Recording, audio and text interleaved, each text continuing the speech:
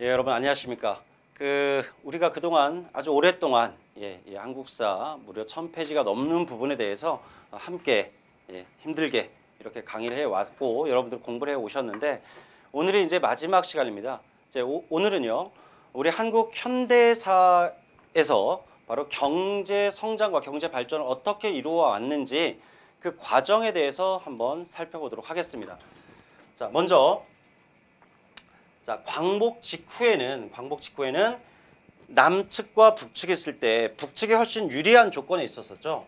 지하 자원이라든가 또는 여러 가지 이 중공업 시설, 특히 일제강점기에 이 병참 기조화 정책을 추진하는 과정에서 북한은 저 함경도와 평안북도 지역에 집중적으로 이런 발전소를 비롯한 공업지대를 형성을 했었죠. 그러다 보니까 이 광복 이후에 우리가 전쟁 이전에 이미 위도 38도를 기준으로 군사 분계선인 이 38선이 그어졌었죠. 6.25 전쟁 이전에 이미. 이때 북한이 남측으로 내려오는 전력을 차단함으로써 우리 남측은 이 생산시설을 가동하기가 매우 어려운 그런 상황이었습니다.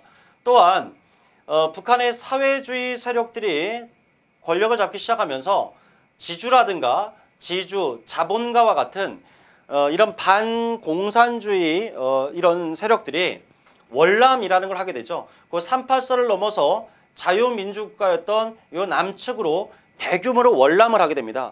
따라서 해외에서 일제강점기 해외로 징용, 징병 끌려갔던 동포들이 돌아오고 북측에서는 이 사회주의와 공산주의에 반대하는 사람들이 38선을 넘어서 내려오면서 당연히 이 남측엔 인구가 폭발적으로 증가했겠죠. 산업시설은 부족하고 인구는 늘어나고 그래서 매우 높은 이런 실업률을 보이는 시기였다고 볼 수가 있겠습니다. 자, 그래서 이승만 정부는 일단 시급한 과제가 크게 보면 뭐 여러 가지가 있겠지만 크게 보면 일단 조선 후기부터 누적돼 왔던 이 토지 모순을 어떻게 할 것이냐, 토지 개혁이죠. 두 번째는 일본인이 놓고 간 이러한 그 귀속재산, 이 귀속재산을 어떻게 처리할 것이냐, 그리고 이 아주 높은 실업률을 어떻게 극복해 나갈 것이냐, 또 경제 성장을 어떻게 이끌어낼 것이냐, 일자리를 어떻게 창출할 것이냐. 자, 이런 부분이 가장 기본적인 이승만 정부의 과제라고 볼 수가 있겠죠. 그래서 여기 보시면 자, 농업과 공업의 균형 있는 발전, 소작제 폐지, 이 소작제의 폐지는 바로 농지개혁법을 통해서 결국 소작제는 폐지가 됐죠.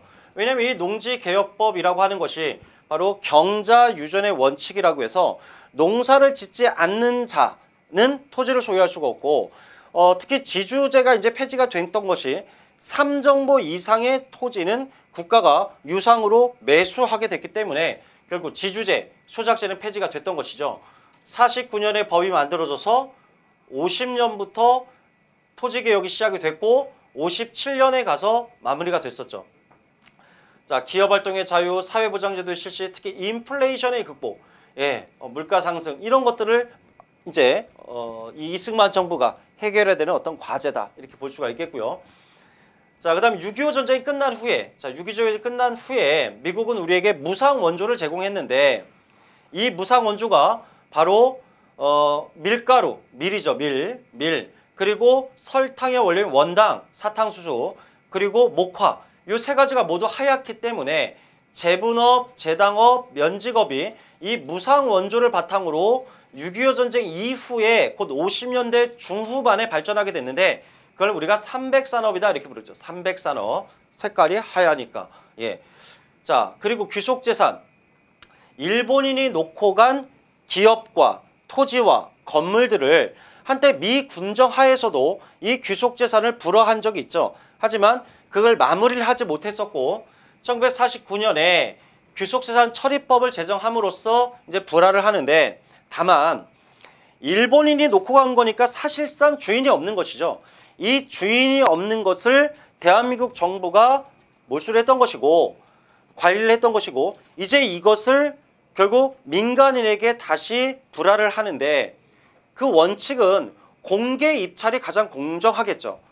하지만 실질적으로는 미군정의 관리라거나 일제시대의 친일파들에게 주로 불화가 됐고, 또 이 귀속 기업체에게는 정부가 어떤 특혜를 제공함으로써 한마디로 공정하지 않은 방식으로 이 귀속 재산을 불화받은 사람들이 독점 자본으로 점점 성장해 나갔고, 그것이 현대사회에서의 대한민국 사회의 어떤 현대사회의 재벌이라고 불리는 기업들이 바로 이 과정에서 성장해 나갔다, 이렇게 볼 수 있겠습니다.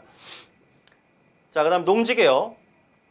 북한 같은 경우는 1946년에 바로 무상몰수 무상분배 방식으로, 사회주의 방식으로 토지개혁을 이루어냈다면, 우리는 아까 말씀드린 것처럼 농지개혁법 자체는 49년도에 만들어졌고, 실제로 농지개혁이 시작된 건 50년이었지만 6.25 전쟁을 겪으면서 그것이 장기화됐다가 57년도에 이제 완성이 됐습니다. 유상몰수 유상분배 방식, 3정보 이상의 토지는 국가가 돈을 주고 매수를 했는데, 단 실제로는 돈을 준 게 아니라 정부가 돈이 없어서 지가증권을 주고 토지를 매입했기 때문에 우리나라의 농지개혁이 산업자본의 형성을 가져오지는 못했다라는 게 한 가지 문제점이었었죠. 어쨌든 중요한 것은 봉건적 토지 소유 제도가 해체됐다. 즉 한마디로 말하면 지주제, 소작제, 자, 이러한 것이 모두 사라졌다는 것이죠. 그런데 한 가지 문제를 더 지적한다면, 바로 친일파들이 일제강점기에 일본 제국주의에 부역한 대가로 받은, 나라를 팔아먹고 받은, 매국의 대가로 받은 이 토지에 대해서는 그 토지 소유권을 인정했기 때문에 아직까지도 친일파 재산 환수와 관련된 어떤 민사소송이 지속되고 있는 하나의 원인이 되고 있습니다.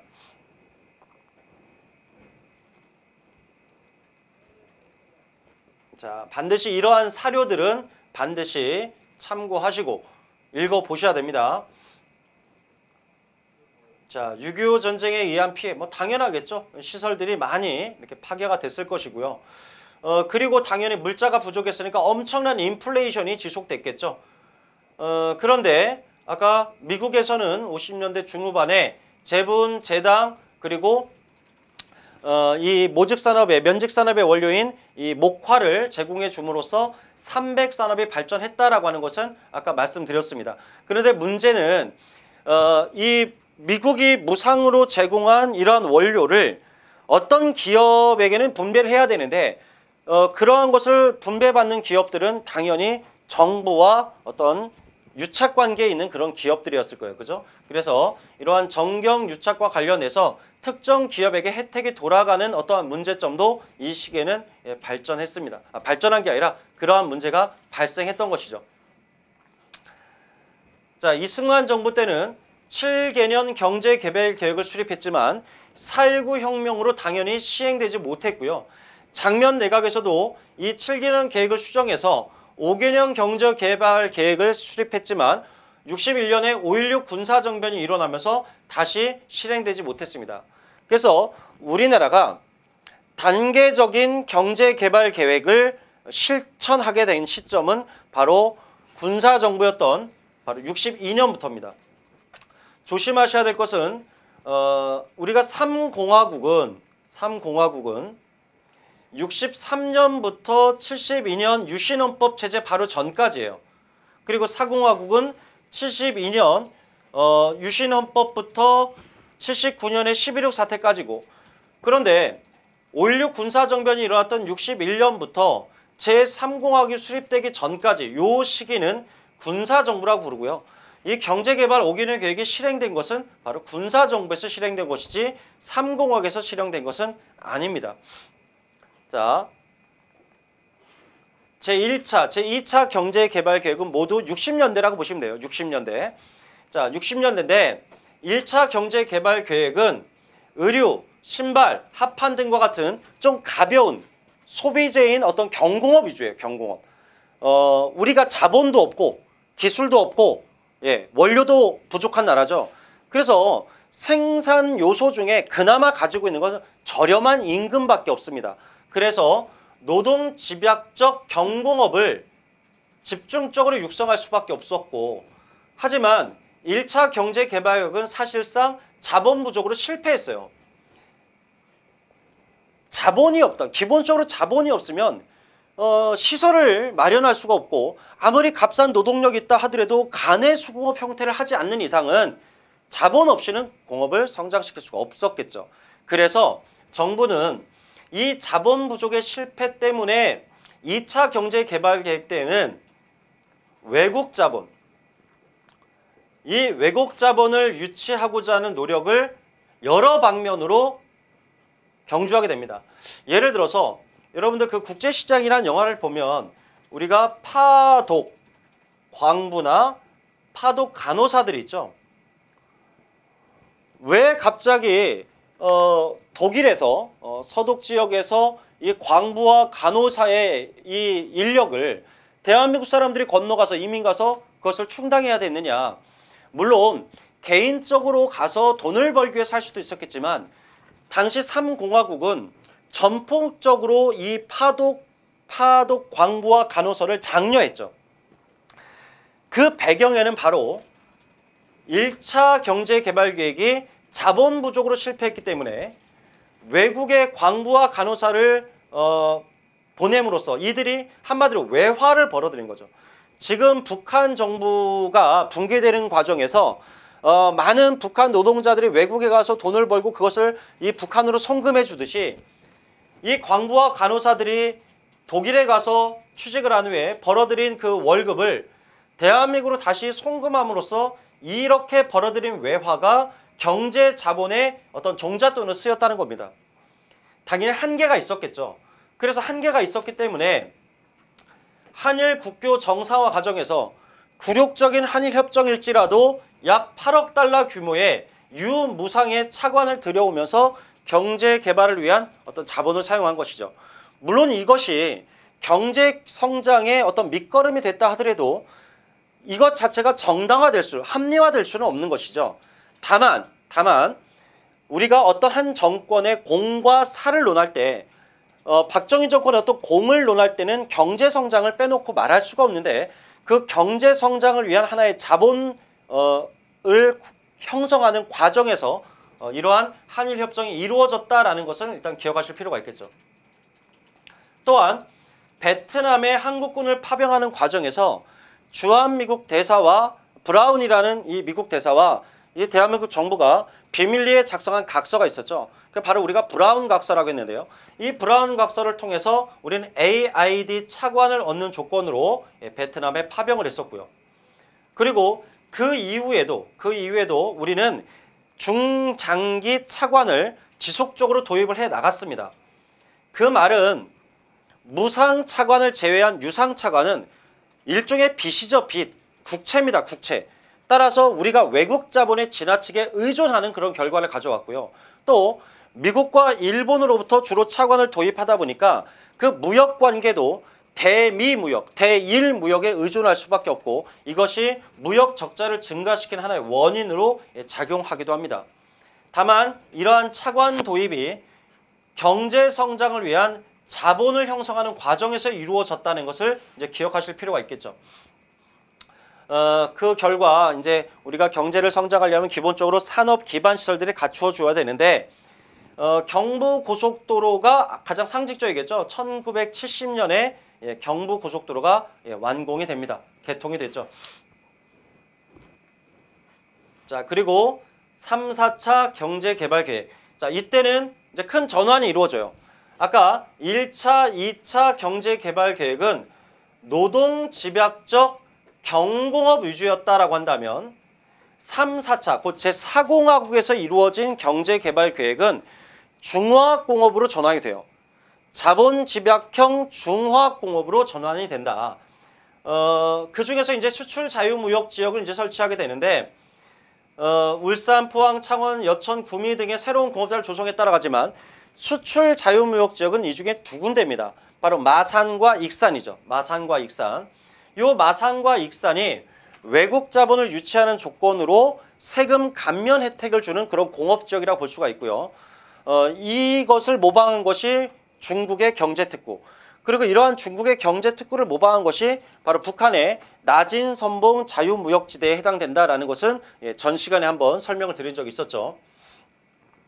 자, 그리고 72년도에 기업들이 그 제1차 석유 파동과 관련해서 기업들이 큰 위기에 봉착하게 되자 정부는 일반 사금융권에 일반인과 은행에다가 기업들에게 이 기업들의 대출금, 이 원리금 상환에 대해서 동결시키고 이것을 3년 거치 5년 분할 상환으로 정부가 개입을 해서 기업과 은행 사이에 어떤 대출 금리를 조정해주고 동결시켜주게 되는데, 물론 이렇게 해서 기업들이 일부 살아나긴 했지만 가장 큰 문제는 결국 정치가 경제에 직접적으로 개입하는 어떤 결과를 가져왔기 때문에 이 이후에도 한국 경제의 가장 큰 병폐라고 할 수 있는 정경유착이라고 하는 어떤 문제를 상징적으로 보여주는 사건이 8.3 긴급조치라고 볼 수 있겠습니다.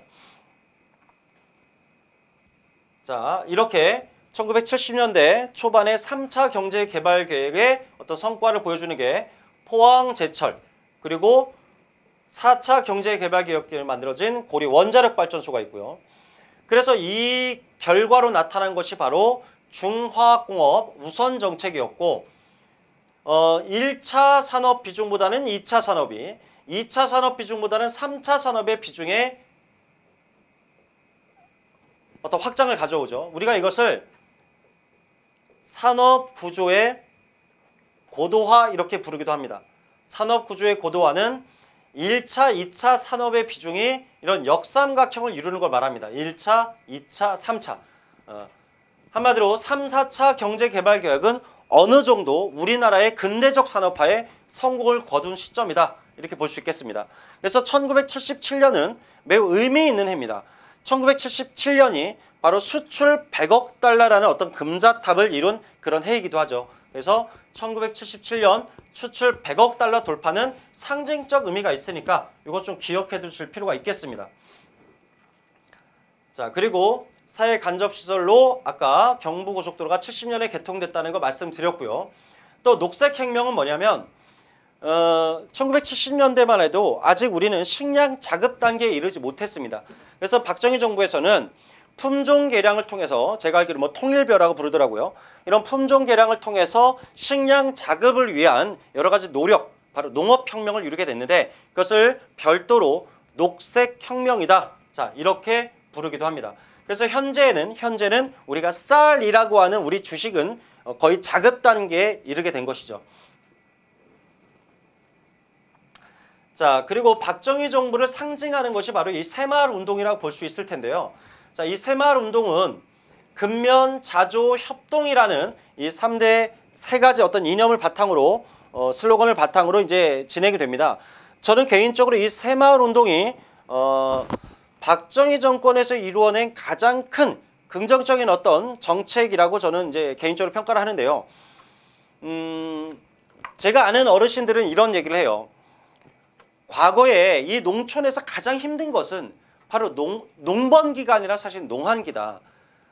수확이 끝내고 노는 게 아니라 겨울 내내 이 초가집 지붕을 다시 이형을 새로 교체해줘야 되고, 그러기 위해서는 1년 내내 끊임없이 새끼줄을 꼬아놔야 되고 하는 대단히 고난의 시기라고 볼 수가 있었는데, 이런 새마을 운동의 결과 지붕이 개량되고 농경지가 구획이 정비되면서 농업의 기계화도 가능해졌고, 그러다 보니 생산량도 증가했지만 무엇보다도 이런 농민들의 삶의 질이 매우 획기적으로 개선됐다. 자, 이런 얘기를 좀 제가 많이 듣습니다.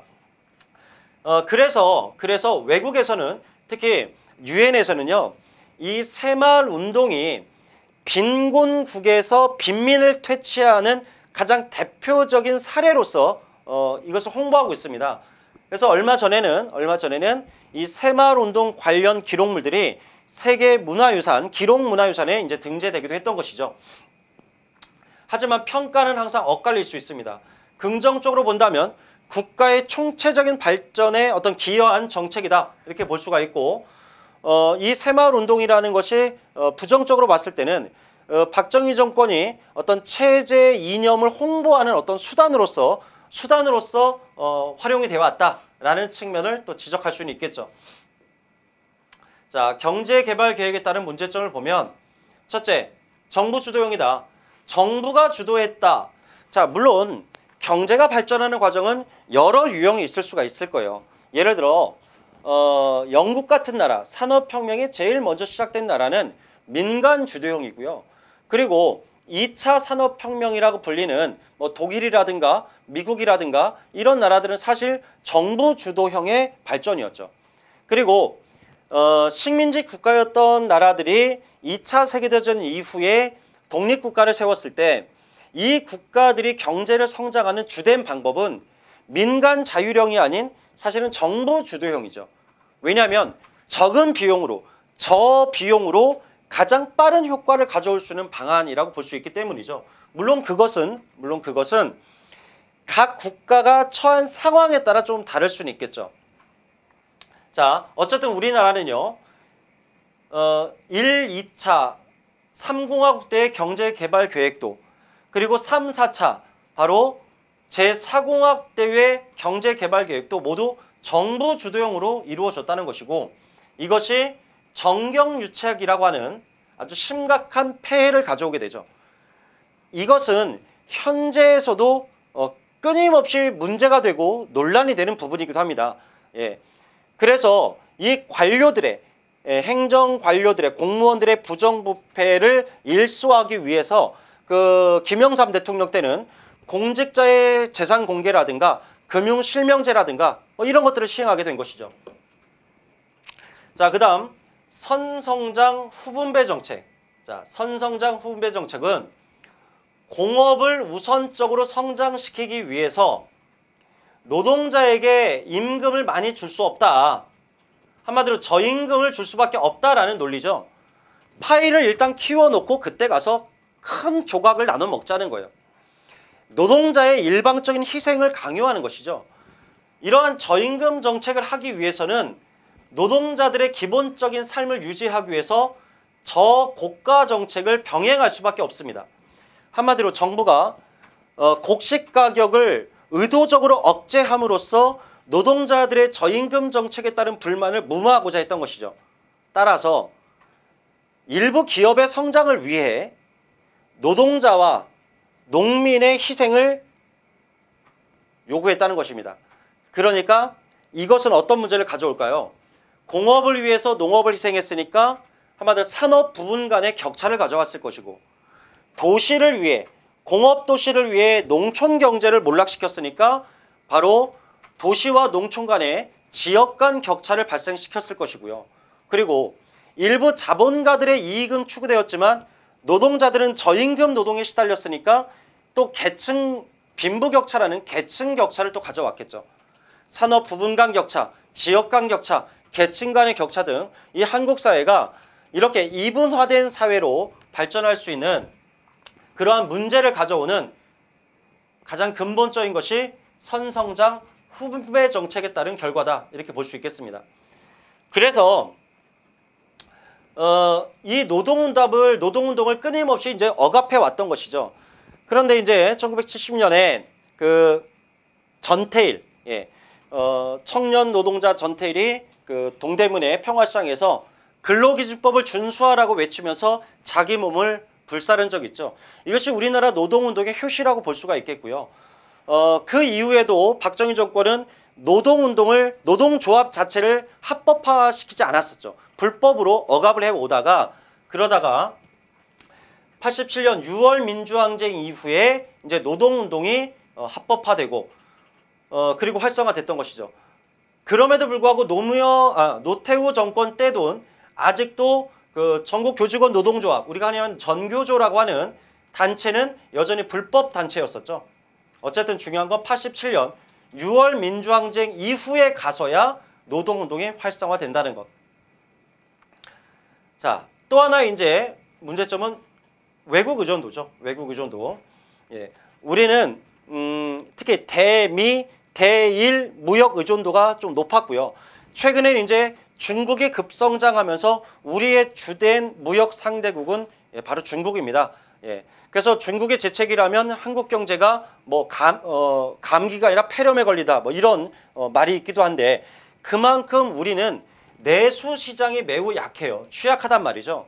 그래서 우리 경제 정책과 우리의 의도와 상관없이 외국 경제 상황에 따라서 우리 경제가 큰 타격을 입을 수밖에 없는 구조. 곧 수출 지향 의존, 수출 의존적 무역을 하고 있다는 것이 우리 경제의 가장 큰 문제점 중에 하나다 이렇게 볼 수 있겠습니다. 자, 그리고 녹화 사업. 이 녹화 사업은 우리가 1950년대, 60년대만 하더라도 주로 난방 연료가 우리가 신탄이라고 그래서 결국 한마디로 나무였죠. 나무, 땔감.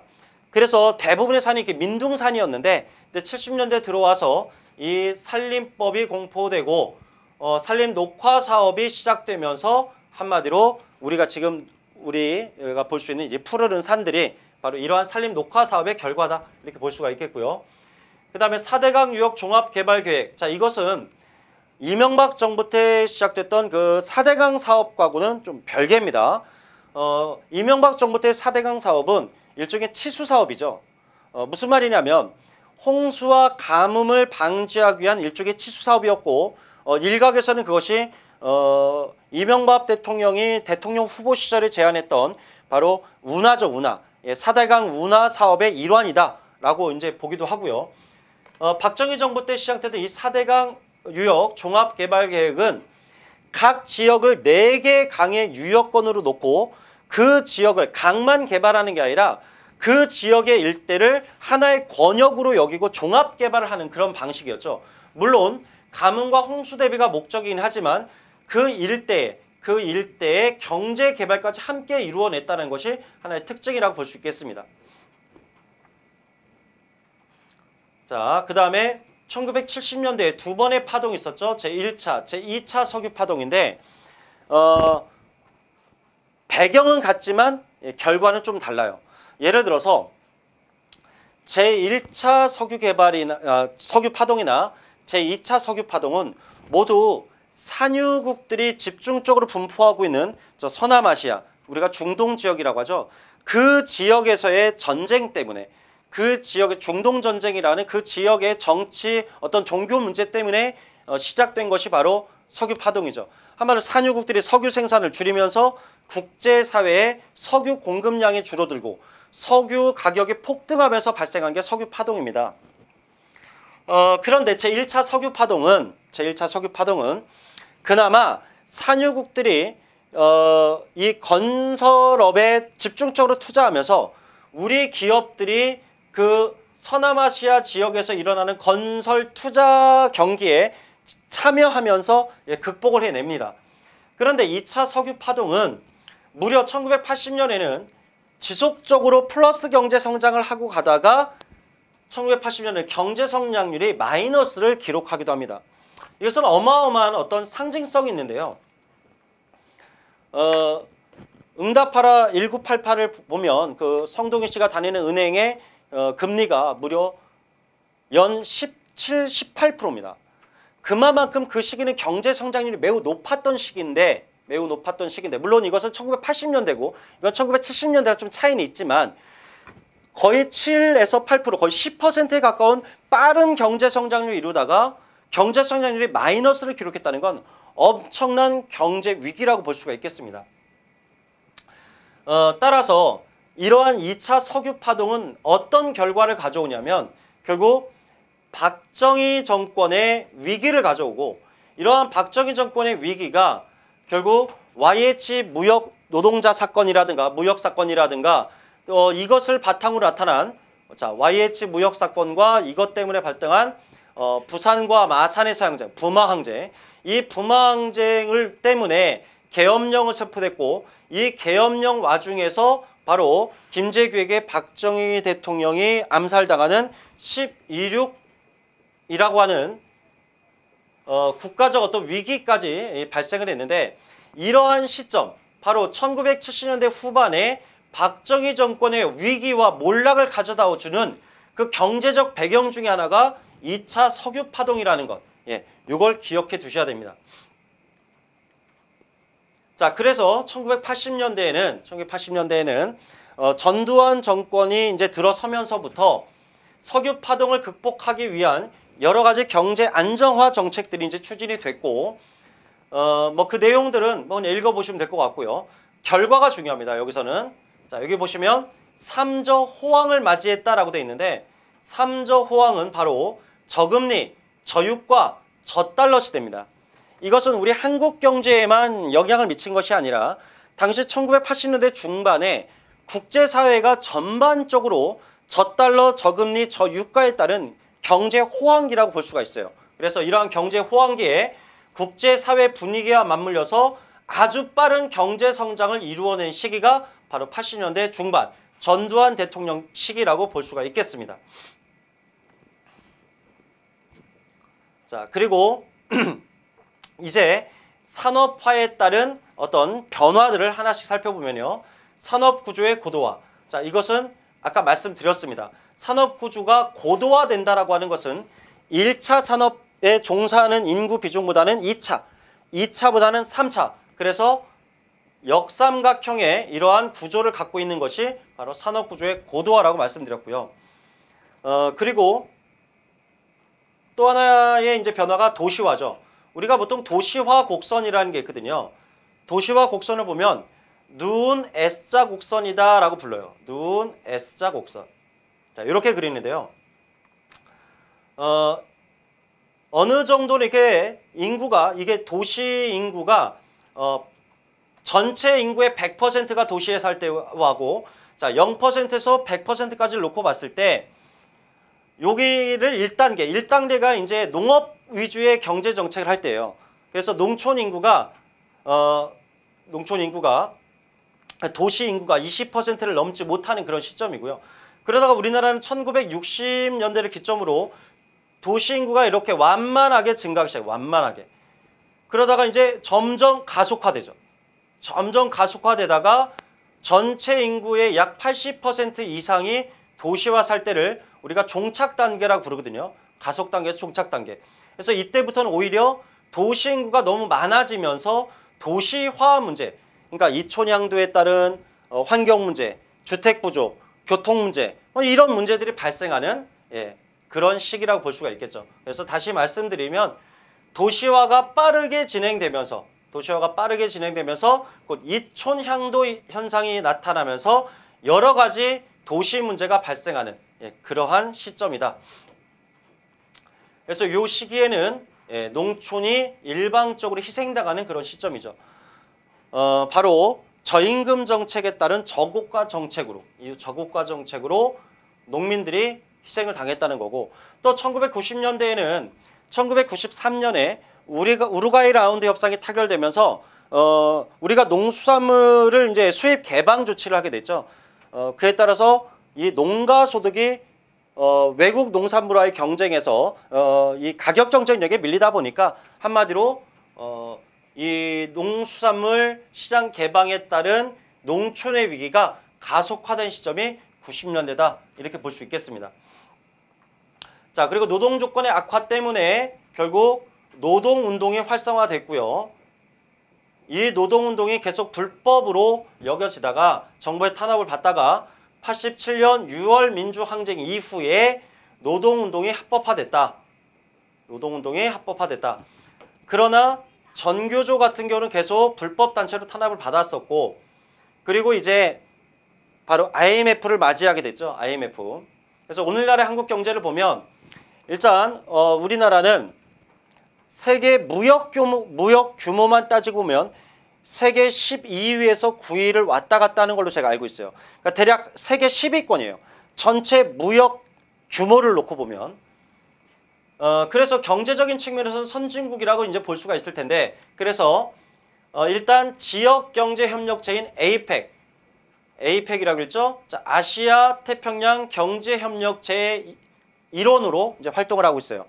뭐 APEC도 있고, 뭐 미국, 그 다음에 캐나다, 멕시코 간의 뭐 북아메리카 자유무역 협정이라는 뭐 나프타 이런 것도 있고요. 우리가 잘 아는 유럽연합, 그리고 우리가 속해 있는 APEC이 있어요. 또 G20에 선진국만이 참여할 수 있는 G20에도 지금 참여하고 있고요. 그래서 어느 정도는 우리가 세계 시장에서 어떤 한국의 기적, 한강의 기적이라고 불릴 만큼 경제 성장을 이루어냈고 세계 경제 사회에서도 우리가 하나의 일원으로서 아주 중요한 그런 위치에 놓여 있다. 이렇게 볼 수가 있겠습니다. 물론 그 이면에는 아주 심각한 문제점들이 자리 잡고 있죠. 아까 말씀드린 것처럼 우루과이 라운드 협상 타결로 시장 개방의 압력에 따른 어떤 농촌 경제의 몰락, 그리고 공업 면에서도 자동차라든가 휴대폰이라든가 우리가 경쟁력을 이미 갖추고 있는 기업들은 또는 산업 분야들은 상관이 없겠지만 섬유라든가 신발이라든가 이런 경공업 제품들은 사실 값싼 노동력을 확보하고 있는 동남아시아라든가 중국에 비해서는 경쟁력이 좀 약하다고 볼 수가 있겠죠. 그래서 이런 산업 각 부문 간의 불균등한 어떤 혜택이라고 하는 문제점이 발생하고 있습니다. 자, 그 다음에 이제 김영삼 대통령 말기에 발생했던 1997년도에 바로 맞이하게 된 IMF 체제.